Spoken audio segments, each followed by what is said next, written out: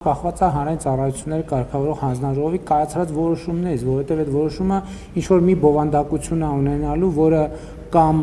կամ հնարավոր է դարձնելու կամ անհնար է դարձնելու մեր մտածած սցենարները, կամ մեր մտածած սցենարների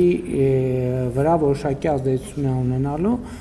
մենք կքննարկենք, այսինքն նախ սպասենք տեսնենք հանրային ծառայությունները կարգավորող հանձնաժողովը ինչ է որոշում, դրանից հետո կոնկրետացնենք։ Շարունակությունը, եթե ելնենք այն կանխավարկածից, որ հնարավոր է դառնալու, հարցածագելու ինչքան է գինը, գնից է կախված, իսկ գինը պետք է որոշվի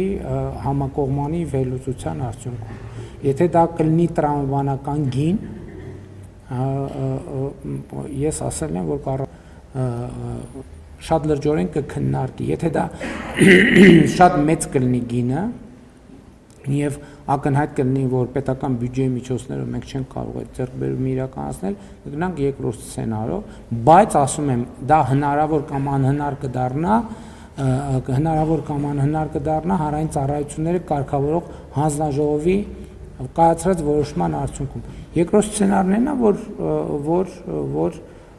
ինչ որ սցենարով մասնավորեցվում է միջազգային հեղինակություն ունեցող